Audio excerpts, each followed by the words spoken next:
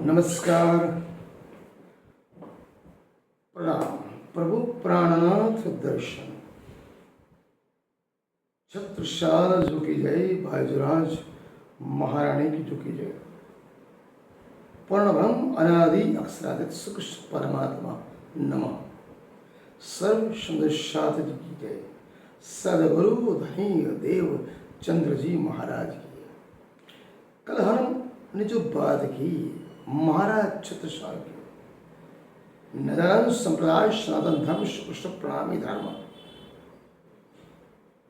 साथ मुस्लिम पक्ष, कुरान, ईसाई बाइबल, सिख संप्रदाय, गुरु ग्रंथ साहिब एवं अन्य सभी धर्म ग्रंथों का मूलभूत सार गर्भित तत्व केवल एक ही तत्व परमात्मा पूर्ण ब्रह्म अनादि अक्षरातीत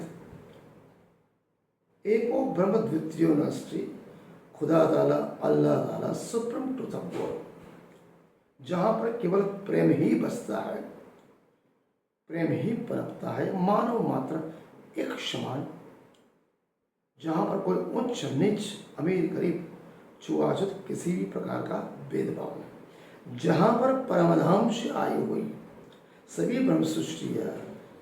स्वयं प्रभु प्राणनाथ महाराज ठाकुर सदगुरु दरिद्र स्वयं छत्रसाल जी एवं सकुमार औरंगजेब की जो सभी सुंदर की जो बातें हजारों साल पहले जो लिखी हुई थी, उस समझने के बाद कुलदम स्वरूप सार घर के तत्व पिया प्राणनाथ का चेतन तत्व संबंध अपने आप परम धाम में अपनी स्वामी की आत्मा को देखने के बाद जो जोश और आवेश के साथ छत्रसाल जी ने जो एक बिड़ा उठाया, उसी के बलबूते पर महाराज प्रभु प्राणनाथ ने बड़ा कयामत नामा छत्रसाल महाराज की छाप को दर्शाया। ऐसे जुगलबंदी में अगर हम आगे बढ़े तो कुछ विशेष बात है।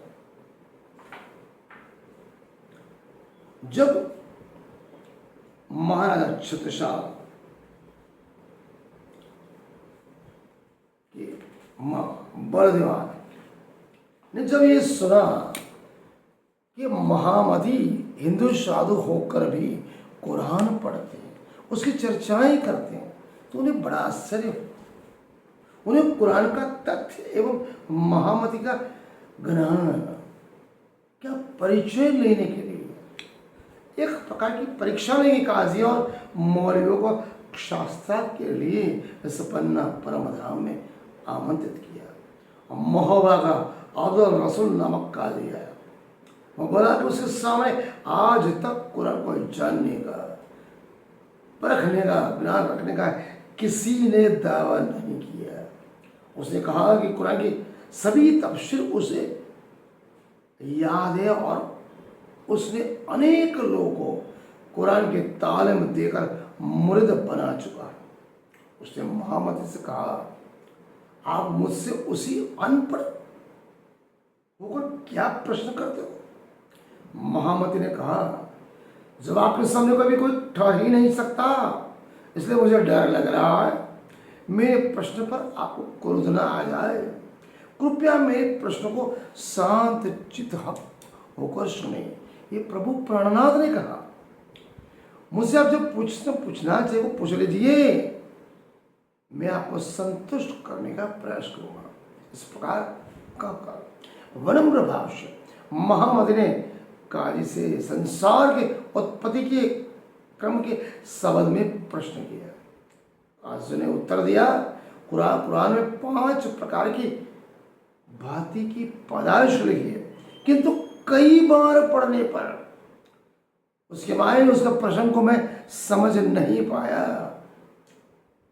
तो प्रभु प्राणनाथ ने कुरान खोलकर तिल कल रसूल नामक तीसरे पारे के प्रसंग की व्याख्या करते बताया, कुन अर्थात हो जा कहने से आम खलक अर्थात जब सृष्टि पैदा हुई। एक हाथ से हजरत मोहम्मद, 2 हाथों से 2 स्वरूप रुअल्लाह निदान सदगुरु दरिद्र एवं हकीसो महामती प्राणनाथ प्रकट हुए।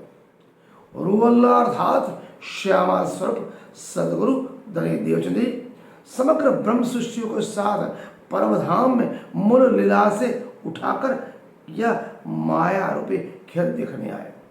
और पांचवी पदार्थ के रूप में फरिश्त अर्थात ऐश्वर्य सृष्टि जो अक्षरधाम से संसार में अवतरित हुई, यही पांच उपाधि की पैदाइश की हकीकत है। इसके बाद महामती ने काजी से पूछा, इन पांच में से आपकी उत्पत्ति कहां से हुई? सच सच कहो, आप किस तरह पैदा हुए? इस पर काजी असमंजस में पड़ गया, उससे कोई उत्तर न बना। इसके बाद के कयामत के समय प्रकट होने वाली 7 निशानियां के बारे में पूछा, तब काजी ने कुछ जवाब नहीं दे पाया।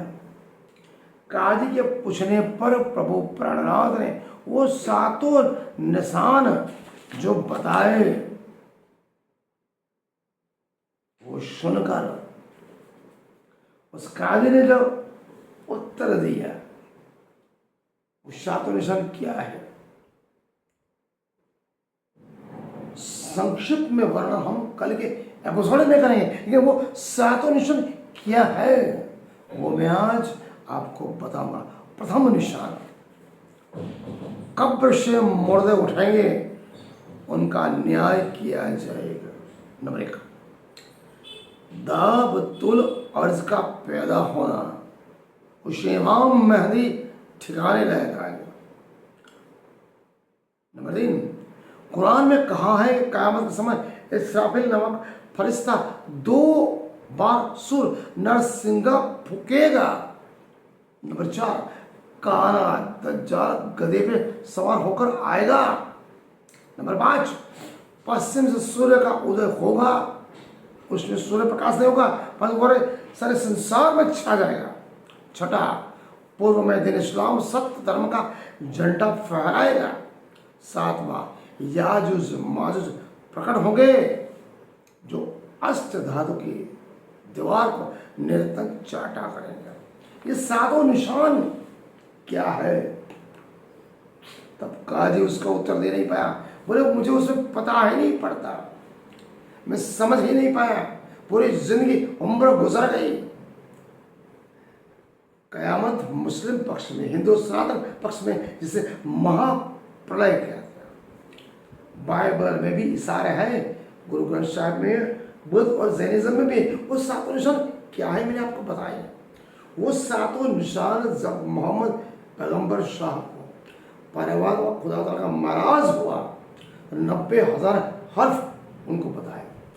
30,000 हर्फ जिसे हम शरीयत या कर्मकांड कहते हैं, वो बनाए नित्य सिद्धांत परमात्मा है, जिसके ऊपर मोहम्मद साहब का हुक्म था आप उसको जाहिर करो। बाकी के 30,000 जाहिर करो, लेकिन जो बाकी के 30,000 हर्फ है सब मोहम्मद पैगंबर ने कहा था मेरे जाने के 990 साल और 9 महीने 9 दिन होने के बाद जो कोई भी आएगा खुदा का वक्त मैसेंजर ऑफ गॉड, जो कोई भी 30,000 हर्फ जो बाकी के आए उसका जाहिर करेगा, उसको समझ लेगा ना सन खुदा ताला आए,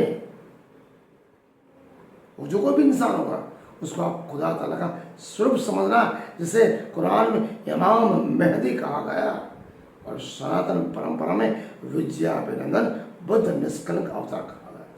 तो समझ लेना वही खुदा ताला है, वही विद्याभिनंदन बुद्ध निष्कलंक अवतार है, वही महामती श्री प्राणनाथ जी महाराज पे सभी भविष्यवाणियाँ माहेश्वर तंत्र में, कुरान, गीता, भागवत, कुरान, बाइबल, गुरु ग्रंथ साहिब में भी कहा, सब गुरु नानक देव जी, बीतेगा 40 दगेगा 40, तब होगा कोई मर्द का चेला यहाँ महाराज छत्रसाल और मर्द गुरु महामती श्री प्राणनाथ जी।